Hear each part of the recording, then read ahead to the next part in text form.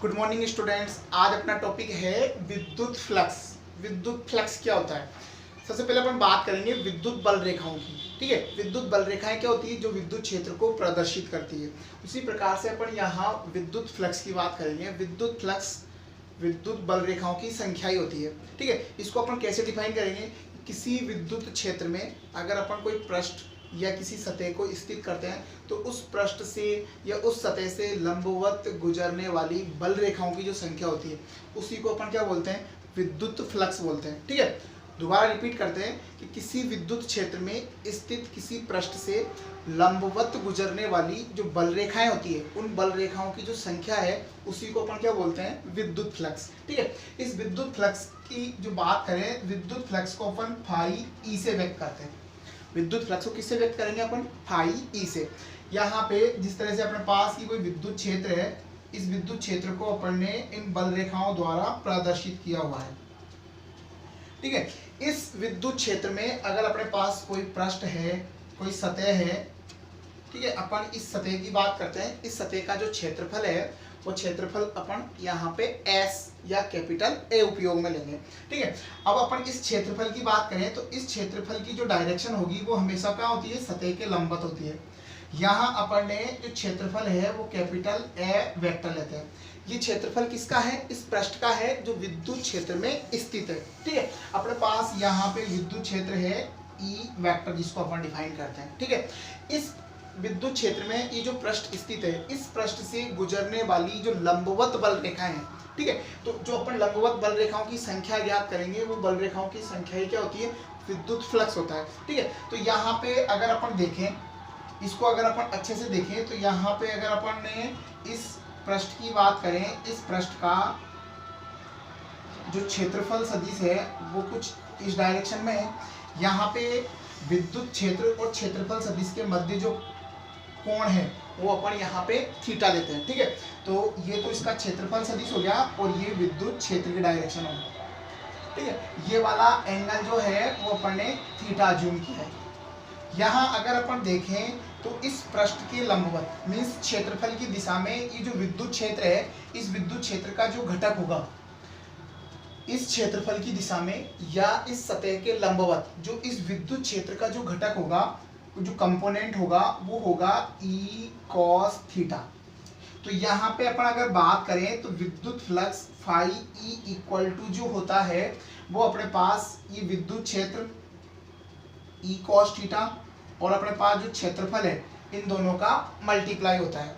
तो यहाँ पे अगर अपन बात करें विद्युत फ्लक्स की तो विद्युत फ्लक्स क्या है? विद्युत बल रेखाएं होती है जो उस विद्युत क्षेत्र में स्थित किसी पृष्ठ से क्या होती है? लंबवत गुजरती है। तो यहाँ अपन फिर दोबारा रिपीट करते हैं कि विद्युत क्षेत्र में स्थित किसी पृष्ठ से लंबवत गुजरने वाली जो बल रेखाओं की संख्या है उसको अपन क्या बोलते हैं? विद्युत फ्लक्स बोलते हैं। और इस विद्युत फ्लक्स को अपन किससे डिफाइन करते हैं? फाई ई से डिफाइन करते हैं। यहाँ पे अगर अपन फाई ई की बात करें तो फाई ई एक प्रकार की क्या है? बल रेखाओं की संख्या। इसका मीन्स ये एक अदिश राशि है, स्केलर क्वांटिटी है। ठीक है, तो यहाँ अगर अपन बात करें तो फाई ई क्या है? एक अदिश राशि है। आगे अपन बात करें तो जो अपने पास विद्युत फ्लक्स है उसको दूसरी तरह से अपन डिफाइन कर सकते हैं। इसको दूसरी तरह से कैसे डिफाइन करेंगे? अपन बोलेंगे कि विद्युत क्षेत्र और जो क्षेत्रफल सदिश है उन क्षेत्रफल सदिश और विद्युत क्षेत्र का जो अदिश गुणन होता है, इस अदिश गुणन को भी अपन क्या बोलते हैं? विद्युत फ्लक्स बोलते हैं। ठीक है, तो विद्युत क्षेत्र और क्षेत्रफल सदिश का जो अदिश गुणन है वो अदिश गुणन अपने पास क्या कहलाएगा? विद्युत फ्लक्स कहलाता है। यहाँ पर विद्युत फ्लक्स विद्युत क्षेत्र और क्षेत्रफल सदिश दोनों का क्या है? अदिश गुणन है, डॉट प्रोडक्ट है। मीन्स इन दोनों का अगर अपन डॉट प्रोडक्ट करेंगे तो अपन को क्या मिलता है? फ्लक्स मिलता है, और वो भी कौन सा वाला? विद्युत फ्लक्स मिलेगा। ठीक है, यहाँ पर अपन फाई ई का अगर मात्रक की बात करें तो यहाँ इसका जो मात्रक है, ये विद्युत क्षेत्र है, विद्युत क्षेत्र का मात्रक होता है न्यूटन पर कूलम। यहाँ पे ये क्षेत्रफल है, क्षेत्रफल का जो मात्रक होता है मीटर स्क्वायर। तो अगर अपन मात्रक देखें तो न्यूटन पर कूलम और ये क्या हो गया? Metre square. ठीक है, अपन इसका ये वाला मात्रक भी यूज में ले सकते हैं। लेकिन इसका अगर अपन दूसरा मात्रक देखें तो इसका जो मात्रक होगा वो होगा वोल्ट इंटू मीटर। ठीक है। इसका एसआई जो पद्धति में मात्रक है वो क्या होगा, वोल्ट इंटू मीटर होगा। तो यहाँ पे अपने पास जो विद्युत फ्लक्स है, विद्युत फ्लक्स का फॉर्मूला अपने पास क्या आया, ई ए, और वो भी इनका क्या है, डॉट प्रोडक्ट। ठीक है, तो यहाँ पे अगर इसको अपन लिखना चाहें तो phi E equal to E A cos theta, जहाँ पे थीटा क्या होता है, विद्युत क्षेत्र और क्षेत्रफल सदिश के मध्य का कोण होता है। इसकी अगर अपन भिन्न भिन्न स्थितियां निकालें, अलग अलग कंडीशन निकालें, तो यहाँ पे अगर अपन देखें कि यदि थीटा इक्वल टू 0 डिग्री हो, अपन ने कंडीशन ली कि यहाँ पे थीटा इक्वल टू क्या है, 0 डिग्री। तो अगर थीटा इक्वल टू 0 है तो इस वाली कंडीशन में फाई ई की जो वैल्यू होगी वो ई ए, यहाँ पे cos 0 की वैल्यू होती है 1, तो यहाँ पे अपन cos 0, तो इसका means phi E equal to अपने पास ई ए आएगा। तो यहाँ अपन क्या बोलेंगे कि इस वाली कंडीशन में जो फ्लक्स होगा वो कैसा होगा, मैक्सिमम होगा। तो यहाँ पे फ्लक्स कैसा है, मैक्सिमम फ्लक्स है। क्यों मैक्सिमम फ्लक्स है, क्योंकि यहाँ पे जो क्षेत्र है, जो पृष्ठ है, वो विद्युत बल रेखाओं की दिशा में है। मीन्स उसका जो क्षेत्रफल सदिश है और विद्युत क्षेत्र है वो एक ही दिशा में है, दोनों के बीच जो एंगल है वो 0 डिग्री है। तो फ्लक्स कैसा होगा, अधिकतम होगा। मीन्स उस पृष्ठ से अधिकतम बल रेखाएं क्या होंगी, पार होंगी। ठीक है, अगली बार की कंडीशन लेते हैं अपन, यदि थीटा इक्वल टू 90 डिग्री हो। ठीक है, अगर अपन अगली बात करें थीटा इक्वल टू 90 डिग्री की, तो थीटा इक्वल टू 90 डिग्री होगा तो phi E equal to E A cos 90, cos 90 की वैल्यू होती है 0। तो जैसे अगर अपन cos 90 की वैल्यू 0 पुट करेंगे तो यहाँ पे फाई ई अपने पास क्या आता है, 0। इसका मीन्स यहाँ फ्लक्स कैसा हो गया, मिनिमम। मिनिमम क्या, यहाँ तो फ्लक्स कैसा हो गया, 0 हो गया। मीन्स उस पृष्ठ से किसी टाइप की कोई बल रेखाएं पास नहीं होती। इसका मीन्स ये हुआ कि विद्युत बल रेखाएं, ठीक है, इस डायरेक्शन में है और अपना पृष्ठ कुछ इस तरह से है। तो यहाँ इस पृष्ठ से पार होने वाली, पास होने वाली, गुजरने वाली बल रेखाएं शून्य होंगी। मीन्स इस पृष्ठ से किसी प्रकार की कोई बल रेखाएं पारगमित नहीं होती। नेक्स्ट अपन और भी इसके केसेस बनाएंगे। तो यदि थीटा इक्वल टू अपन 180 डिग्री लें तो यहाँ पे अपने पास phi equal to E A cos 180, cos 180 की वैल्यू होती है -1। तो यहाँ फ्लक्स अपने पास कैसा आता है, नेगेटिव आता है। तो यहाँ पे अपने पास जो electric flux phi E equal to -E A होता है। ठीक है, तो इस तरह से अपने पास ये क्या है, विद्युत फ्लक्स है। ठीक है, नेक्स्ट अपना टॉपिक है आवेश वितरण, चार्ज डिस्ट्रीब्यूशन। यहाँ चार्ज डिस्ट्रीब्यूशन की अगर अपन बात करें तो चार्ज डिस्ट्रीब्यूशन का मीन्स होता है कि किसी वस्तु पर, किसी ऑब्जेक्ट पर आवेश को फैलाना। ठीक है, तो अगर अपन आवेश को अगर फैलाते हैं तो उस आवेश फैलाने की जो प्रक्रिया है, उस आवेश फैलाने की प्रक्रिया को अपन क्या बोलते हैं, आवेश वितरण बोलेंगे। ठीक है, तो यहाँ पर आवेश फैलाने की जो प्रक्रिया है उसको अपन ने क्या कहा, आवेश वितरण। ठीक है, आवेश वितरण की बात करें तो सामान्यतः आवेश वितरण अपन 2 भागों में विभाजित कर सकते हैं। ठीक है, 2 भागों में कैसे, एक होता है अपने पास सतत आवेश वितरण, सतत आवेश वितरण।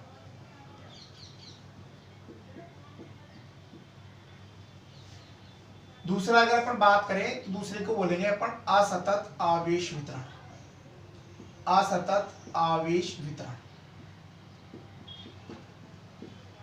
ठीक है, तो सबसे पहले अपन इन दोनों की बात करते हैं। सतत आवेश वितरण का मीन्स क्या होता है कि किसी वस्तु पर अगर अपन को आवेश को फैलाना है, वितरित करना है, डिस्ट्रीब्यूट करना है, तो उसको अपन कैसे करेंगे, एक समान करेंगे।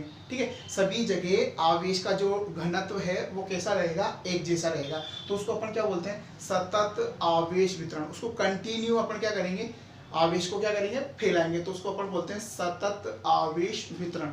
उसी प्रकार से अपने पास असतत आवेश वितरण है। तो असतत आवेश वितरण में वस्तु पर अलग अलग स्थानों पर आवेश का घनत्व कैसा होता है, भिन्न भिन्न होता है, तो उसे अपन क्या बोलते हैं, असतत आवेश वितरण बोलेंगे। इस स्थिति में वस्तु के डिफरेंट भिन्न भिन्न पॉइंटों पर जो आवेश का घनत्व होगा वो कैसा होगा, अलग अलग होगा। आवेश की वैल्यू जो होगी वो अलग अलग होगी। ठीक है, अब सतत आवेश वितरण की अपन जब बात कर रहे हैं तो यहाँ सतत आवेश वितरण को अपन 3 भागों में विभाजित करेंगे। ठीक है, ये तो असतत आवेश को भी अपन 3 भागों में विभाजित कर सकते हैं। ठीक है, लेकिन अपन फिलहाल जो बात कर रहे हैं वो सतत आवेश वितरण की बात करेंगे। सतत आवेश वितरण का मीन्स क्या होता है कि किसी वस्तु पर आवेश का समान रूप से फैलना, सभी जगह आवेश का मान समान होना, उसको अपन क्या बोलते हैं, सतत आवेश वितरण। और इसको अपन ने 3 भागों में बांटा हुआ है। पहला है रेखिक आवेश वितरण, दूसरा है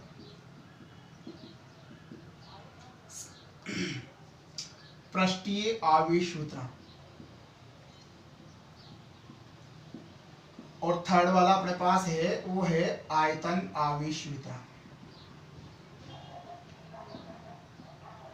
यहां पे अपन इन तीनों की बात करेंगे, रेखिक, पृष्ठीय और आयतन आवेश वितरण की। तो सबसे पहला अपने पास जो है वो है रेखीय आवेश वितरण। यहाँ रेखीय आवेश वितरण की अपन बात करें तो रेखीय आवेश वितरण का मीन्स क्या होता है कि किसी वस्तु पर अपन लंबाई के अनुदिश आवेश को क्या करते हैं, अपन वितरित करते हैं। ये लंबाई के अनुदिश आवेश को अपन फैलाते हैं, तो ऐसे वितरण को अपन क्या बोलते हैं, रेखिक आवेश वितरण बोलते हैं। ठीक है, जैसे अपने पास कोई वस्तु ऐसी है जिसके पास क्या होती है, लंबाई होती है। ठीक है, तो इस पर जब अपन आवेश को समान रूप से फैलाते हैं तो इस प्रकार का जो वितरण होता है इसको अपन क्या बोलते हैं, रेखिक आवेश वितरण बोलते हैं। ठीक है, अब इस रेखिक आवेश वितरण को अभी अपन क्या करेंगे, डिटेल से भी देखेंगे। यहाँ पर अपन पृष्ठीय आवेश वितरण की बात करेंगे। तो पृष्ठीय आवेश वितरण में क्या होता है, कोई पृष्ठ होता है और इस पृष्ठ पर अपन क्या करते हैं, आवेश को समान रूप से फैलाते हैं। तो ये जो वितरण होता है, इस प्रकार के वितरण को अपन क्या बोलते हैं, पृष्ठीय आवेश वितरण कहेंगे। इसी प्रकार अगर अपन आयतन आवेश वितरण की बात करें तो आयतन आवेश वितरण में क्या होता है, अपने पास कोई ठोस वस्तुएं होंगी जिसके पास क्या होता है, आयतन होता है। ठीक है, तो इस वस्तु में समान रूप से सभी जगह जब आवेश को अपन फैलाते हैं तो ऐसे वितरण को अपन क्या बोलते हैं, आयतन आवेश वितरण। ठीक है, अब अपन क्या है, इन तीनों को डिटेल से अलग अलग देखते हैं। तो सबसे पहले अपन बात करते हैं रेखिक आवेश वितरण की। तो यहाँ अपन रेखिक आवेश वितरण की बात करेंगे। ठीक है, तो सबसे पहला जो अपने पास है वो है रेखिक आवेश वितरण।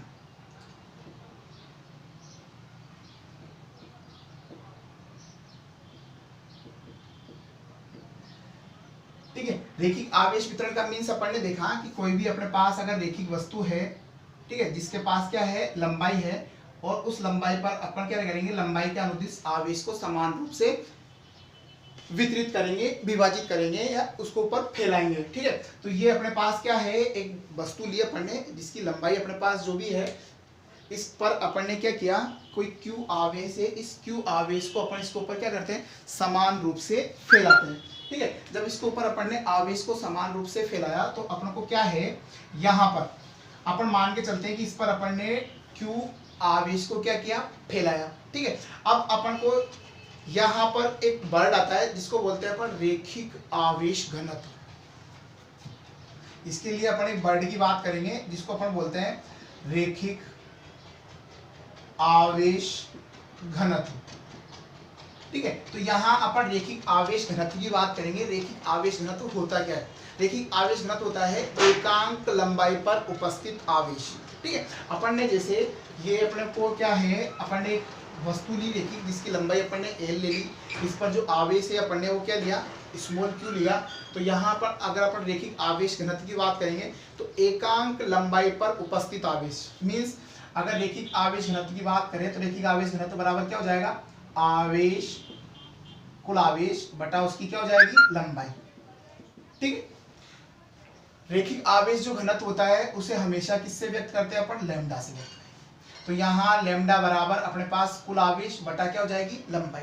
तो इसके लिए अपन एक काम करते हैं, यहाँ एक अपन छोटा सा एक अल्पांश लेते हैं और इस अल्पांश की अपन ने जो लंबाई है वो कितनी ली है, dl ले ली। यहाँ इस अल्पांश की एक स्मॉल पार्ट की जो लंबाई ली है, लेंथ ली है, वो कितनी ली है, dl। ठीक है, और इस पर जो चार्ज है वो अपन मान के चलते हैं कितना चार्ज है, dq। इस पर जो आवेश है वो कितना है, dq है। ठीक है, तो यहाँ अगर अपन इसकी बात करें तो ये अपने पास क्या हो जाएगा, dq बटे dl। किसके लिए लिया ये अपन ने, एक अल्पांश के लिए लिया। यहाँ एक अल्पांश की कल्पना की जिसकी लंबाई dl है, इस पर उपस्थित आवेश dq है। तो यहाँ पर अगर अपन रेखिक आवेश घनत्व की बात करेंगे तो यहाँ लैम्डा इक्वल टू अपने पास क्या आएगा, dq बाई dl मीन्स उस पर कुल आवेश और उसकी लंबाई। यहाँ पर अगर अपन कुल आवेश की बात करें तो कुल आवेश अपन यहाँ इसको क्रॉस मल्टीप्लाई करके इजीली निकाल सकते हैं। अगर अपन इसके मात्रक की बात करें तो यहाँ रैखिक आवेश घनत्व का जो मात्रक होगा वो क्या होगा, आवेश का मात्रक कूलाम प्रति मीटर होगा। ठीक है, तो यहाँ इसका मात्रक होगा कूलाम प्रति मीटर। और अगर अपन dq की बात करें तो dq इक्वल टू कितना हो जाएगा, लैम्डा dl। तो अपन को जहां भी अपन को इसकी रिक्वायरमेंट होगी इजीली अपन निकाल सकते हैं। जैसे अपन अगर बात करें कि इस अल्पांश dl के कारण अपन को किसी पॉइंट पर कोई फोर्स निकालना है, इलेक्ट्रिक फोर्स निकालना है, जो यहाँ से कितना है, स्मॉल r डिस्टेंस पे है। ठीक है, तो स्मॉल r डिस्टेंस पे फोर्स की जो डायरेक्शन आएगी वो कहाँ आएगी, इस डायरेक्शन में आएगी। ठीक है, अगर अपन को ये फोर्स निकालना है, विद्युत क्षेत्र निकालना है, जो भी अगर अपन को, तो अपन यहाँ पे विद्युत क्षेत्र E निकालते हैं। तो विद्युत क्षेत्र E का जो अपने पास फॉर्मूला होता है वो K, और यहाँ पे जो चार्ज है वो कितना है अपने पास dq अपॉन की डिस्टेंस कितनी है r स्क्वायर। इसकी जो डायरेक्शन आएगी वो कहाँ आएगी, r की डायरेक्शन में। तो अपन इस पर विद्युत क्षेत्र जो है कुछ इस प्रकार से निकाल सकते हैं। इसी को अगर अपन घनत्व की फॉर्म में रखेंगे तो यहाँ E vector equal to K, इसकी जगह अपने पास lambda dl upon r square r है। तो अपन किसी रैखिक आवेश वितरण के कारण जो किसी बिंदु पर अगर अपन को विद्युत क्षेत्र निकालना है तो अपन इस तरह से उसका इजीली विद्युत क्षेत्र ज्ञात कर सकते हैं। ठीक है, आगे अगर अपन बात करें, ठीक है, आगे अपने पास जो बात होगी वो होगी पृष्ठीय आवेश वितरण की। तो यहाँ नेक्स्ट जो अपने पास टॉपिक होगा वो होगा पृष्ठीय आवेश वितरण। पृष्ठीय आवेश वितरण में क्या है, पृष्ठीय आवेश वितरण में अपन को क्या करना होता है, अपन को कोई रैखिक वस्तु ना लेकर अपन को पृष्ठीय या सतही वाली वस्तु लेनी पड़ेगी, जिसके पास पृष्ठ है, सतह है, क्षेत्रफल है। ठीक है, उस प्रकार की अपन को वस्तु यहाँ पे लेनी होगी। तो ये अपने पास जो था वो क्या था, रैखिक आवेश वितरण। अब बात करेंगे अपन पृष्ठीय आवेश वितरण की।